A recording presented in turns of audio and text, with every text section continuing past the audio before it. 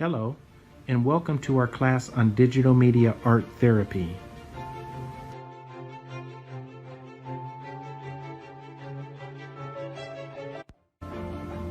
This presentation is being brought to you by Jeffrey Jamerson and Jenny Hoyt.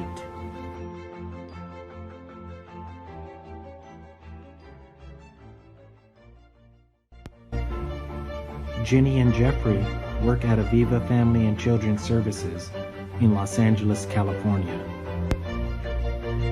Jeffrey is the Vice President of Programs and Services. Jenny is the Assistant Vice President of Professional Development. Aviva is a mental health child welfare agency that provides supportive services to over 9,000 youth and families in Los Angeles County. Over the past few years, we've utilized an array of creative, therapeutic approaches with clients, which includes expressive arts therapy, filmmaking, music production, and digital collage. We have on site an expressive arts studio, a yoga studio, and a digital media lab. These spaces allow our workers the freedom to creatively engage our clients.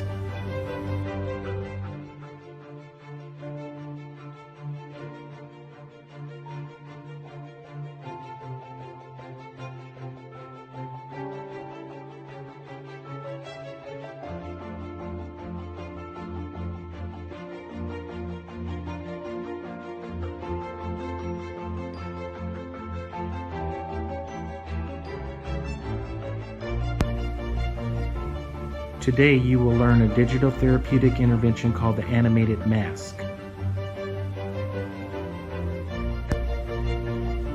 This intervention combines both traditional art making with digital expression.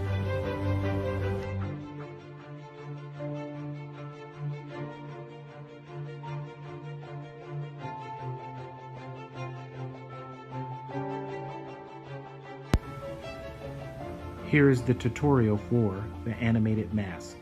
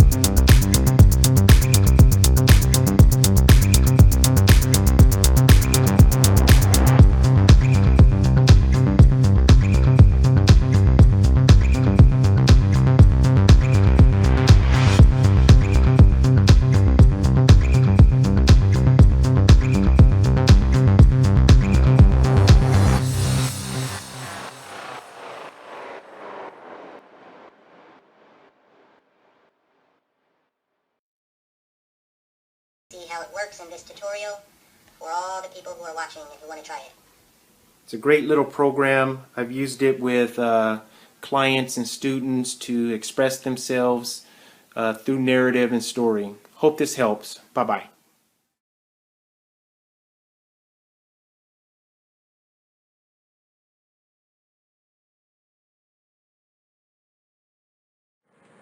My name is Jeff Jamerson, and I am a hip-hop artist.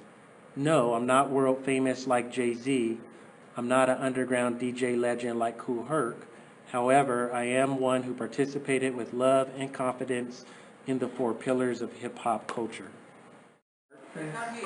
We shall not cease from exploration, and the end of all our exploring will be to arrive where we started and know that place for the first time. She begins tearing the pages from the spines of her favorite books and frantically stuffs wads of words into her mouth, praying it's true that you become what you eat, while she sucks the flavor of ink from her blackened fingertips. Can't I just be a paper girl with a paper life?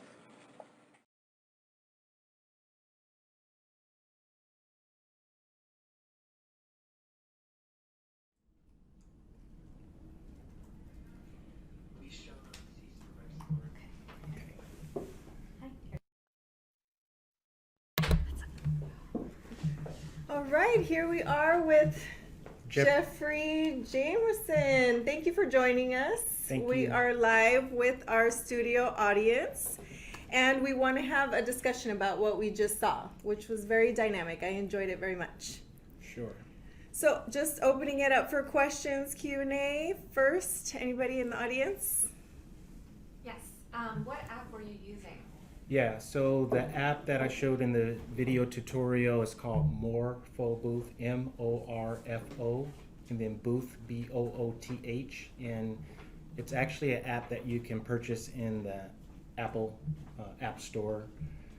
There is a similar app that you could purchase on an Android device. I don't have the name right off the top, but I could, probably get it to you. But if you do have an Apple device, it's called Morpho Booth. And the app allows you to animate like a face. And when I first discovered the app a few years ago, I thought, oh wow, that's pretty cool. But wouldn't it be cool if you could do it with a mask? And I was trying to figure out ways to engage clients. I work with foster youth here in Los Angeles County. And I was trying to figure out ways to actually commingle or mix more tactile use of art with digital, just because I love traditional art also, and mask making seemed like a really cool activity to do with anyone, particularly though with foster kids, and so I found these masks, as I said in the tutorial. You could get them at Blick Art Store. Mm-hmm. I'm not sure if Blick is nationwide or worldwide, but it's a local art store here in Los Angeles. And then once you have the masks, you could just decorate them. And usually this type of exercise could be done in 2 sessions. So the first session would be about, if it's like an hour-long session with a client, you would literally create the mask and then you let it dry. And then maybe in session 2, you use the app to animate the mask, as I showed in the tutorial. So I've also done, I've also used, working with kids and youth, sometimes it could be a little daunting to just put a microphone in front of their mouth and say, hey, speak some words and animate your mask. And, people kind of freeze up, not just kids, but anyone. So what I would typically do is, I call it a therapeutic worksheet. I would already have open-ended questions written down, and then I would have the youth answer the questions. They could just write their answers out, and then that becomes their script. So when they need to record, they just take what they wrote and they can read it, and then the mask will recite it back. So good question. Awesome. Thank you. I'm interested a little bit in the history of this kind of expressive arts therapy digital lab at Aviva. How did it evolve? How did it become? Can you tell us a little bit about that and how is it being used? Sure. So Aviva Family and Children's Services has been in operation for 103 years, actually. I've been there only 5. But within that 100+ years, I would say the last 20+ years, we had what was called a residential treatment facility, which is a group home for foster kids that are either abused or neglected. They're wards of the court, and for a time in a season, they live apart from their caregivers or parents until things get right, and then they get reunited with parents. And so we had a home where these kids lived. It happened to be a 36-bed group home for adolescent girls, 12 to 18. Mm-hmm. And over the past 15 to 20 years, we provided different types of services, definitely mental health services, but we also provided expressive arts or creative arts therapy. We actually utilized interns from LMU to do their training hours in our expressive arts studio. When I got to Aviva 5 years ago, my dissertation is on how to use digital media art as a therapeutic intervention, and I created a model that I call Expressive Remix Therapy, which basically shows how to use digital media. Mm-hmm. And so when I got hired at Aviva, my boss, who is the CEO, she was familiar with my work and encouraged me to expand it at Aviva. And so it was great. They already had expressive arts. So it wasn't a large jump to create the digital piece. We had a school at one point, and the school closed, and we had some extra class space. So we took a class space and actually converted that into a digital media lab that was mostly funded through a couple of different grants that Aviva was able to secure for the space. Thank you. You're welcome. Anybody else have questions? I'm also curious why I know as art therapists we use masks a lot. Yeah. And how did you come about using the mask and incorporating a digital component to it? Good question. Yeah, that came about as a challenge from a colleague, a peer, who was in a dissertation program with me, who loves art but is technology challenged, right? She really didn't like technology, and she kind of challenged me once. And she kind of had a problem with technology and devices and kids in general, thinking kids are on their devices too much anyway, Jeff. Like, I like what you're doing, but I don't know, I'm not feeling it. I really like regular art. So that kind of challenged me to think, I don't want to be 100% technology. I want to still use traditional arts to engage youth, our clients, because it's, art is awesome, but technology can become artistic also, and it could just be another tool. So the mask, working with foster kids, there's a lot of anonymity. You can't say their names, and you can't, that happens with any client, but especially with foster youth. And there have been times in the past where we've done work with foster youth where they've done digital stories and they weren't able to really express on camera because of their situation, whereas with the mask it becomes like this surrogate, right, where they could express through it without actually identifying who they are. And so those are kind of the two ideas that kind of merge together. Plus making masks is pretty fun. I have a question from the chat. Yes. One of our viewers is asking, have you tried this with animal mask styles instead of human-like masks? Good question. I've never tried it with animal style masks in a session, but I've experimented with making animals talk just in my own research, but I've never actually tried it like with either with clients or at the where I am right now in my career as an administrator, I don't work with clients, but we have over 200 staff at Aviva, and many of those staff are therapists. So I do a lot of workshop and orientations along with Jenny, who I might add is the co-presenter here. Probably should have said that up front.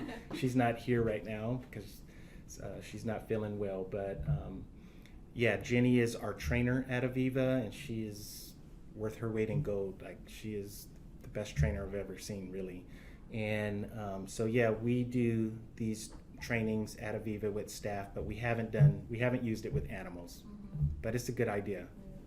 And with the app, you can tweak it so that it's not so human-like? Yes. Is that?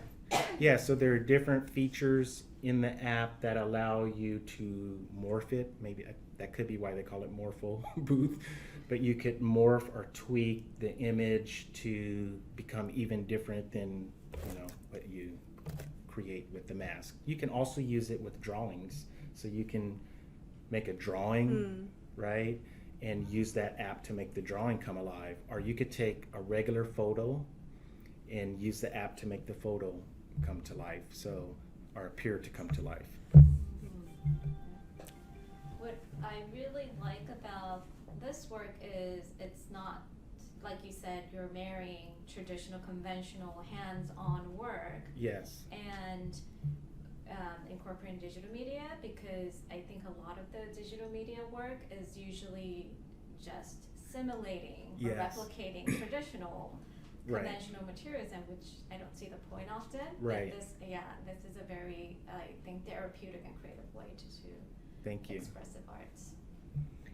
In terms of some of the therapeutic themes or issues that have come about when clients engage with these digital tools, can you speak to that a bit? Sure. So I think right off the bat, number one is whenever you're working with clients or anyone in using technology, Murphy's Law will somehow rear its head. And Murphy's Law, for those of you that don't know, is whatever can go wrong will go wrong. And I've been in many, even given lectures and workshops. I don't know if you've had experiences, Nancy, even today, but a lot of times you set up your tech and you're ready to go, and then something doesn't work. Right. So you always have to, if you're going to use technology with a client, you have to have options, a plan B and C already set up. So either redundancy, I have my assets on an iPad or in a computer. Maybe you should also have it on a flash drive and have a second iPad or a second computer, because something can go wrong and then you have a backup. That's good advice. Yeah. I've learned the hard way. Another thing is, and these are just my experiences, but when working with kids, and this would be whatever your taste or feeling is, but I've had sessions where especially with foster youth, if it's not structured, it could really spiral in some directions that you might not want it to go, and then to reel it back could be a task. So for me, and then for some of because we work with interns also from UCLA, and they were awesome. They came in and they were super structured. It was perfect for our population. They had a syllabus, they had an agenda, they went over expectations for each group session, and the youth, the kids really needed that, enjoyed that, and it just helped the sessions go along. Those are two things that come to mind. Yeah, very important to know. Yeah. I have another question from the chat. And this might be just more of an app question. Okay. They're asking if this might work with puppets, or if you know of any apps that work with hand puppets. This person wants to use hand puppets and finger puppets, and maybe marrying digital technology with it. Yeah, it's a good question. I have not tried that personally with clients or with my staff, but I have experimented. I've been experimenting with stuff for the past 7 years, so I have played around. There are apps that allow you to make animation with puppet-like figures. There's an app called Plotagon that allows you to actually make short animated scenes with figures, so you could like write out scripts and have these figures, kind of like, it's animation. So there are a number of apps that allow you to do really creative stuff. I actually have an app list already made, so I can furnish that. Okay, great. Maybe you could provide that for our registered attendees. Yeah, Thank you so much. It's a bunch of different apps that,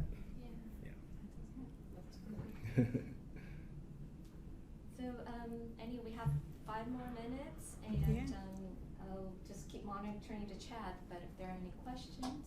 I was curious what other activities or projects do you do in your digital remix? very good. So Can you repeat the question? Just I'm sorry. The question was, what other activities or interventions have we used in Expressive Remix? And yeah, that is a good question. This is just one.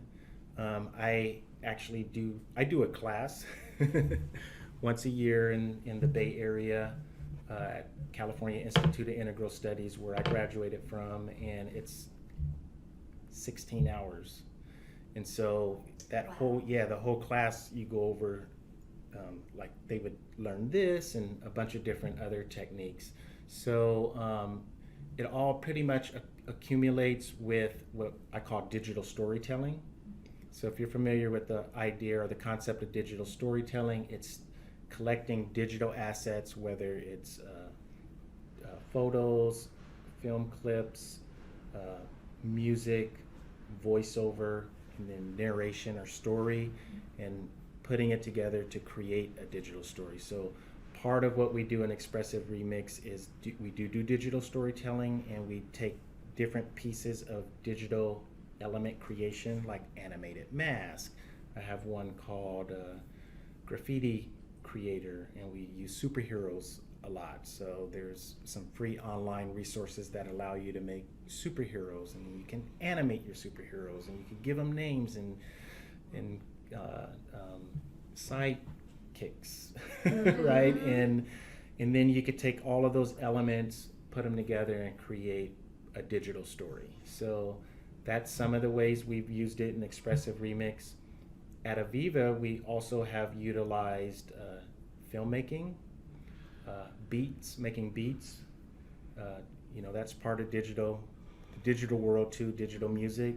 We use a software called Ableton, and Ableton Live, and Ableton Push, which is like a controller. It's like a grid where you push buttons and you can make beats. And we had those donated by Ableton, actually. And Ableton is a software company out of Germany. And so they heard about our lab, and they donated some equipment to us. And I think they still do that. Oh, now everybody's. Yeah. Yeah, they still do that. And filmmaking, making beats, digital collage. We utilize, besides interns, we also utilize volunteers. Every now and then we'll get a volunteer that has a skill set in a certain area, and we'll use them. And last year, about a year and a half ago, I met a young lady at a art show not too far from here in Culver City, and she was the only one. It was like street art, graffiti, and in her section she was using digital media. So it's like, I'm Jeff Jamerson, and I work at Aviva, and I told her the work I do, and she was like, oh, I would love to come. How can I come teach? I'll come teach a class. And she goes, here's my website. I go on her website, and she had the most incredible digital collage using Photoshop. And yeah, she came in and volunteered and helped our girls learn digital collage. So that was through a volunteer. So yeah, we've used different people, different means to engage the kids. Can you talk a little bit more about the filmmaking? Sure. We used a company called Youth in Action Film Collaboration. I'll put that in the link too, because all the youth's short films are on YouTube, on a YouTube channel. And the idea, it was spearheaded by a gentleman named Jason Lesner, who used to work for MTV. I met him, we connected, he told me his vision. I was like, hey, you're in the right place. And his idea was, I work in Hollywood. There's a lot of entitlement, and elitism in Hollywood, and I want to create a program where they could give back to at-risk youth for free. And he goes, I have this idea where we would do it on 2 Saturdays.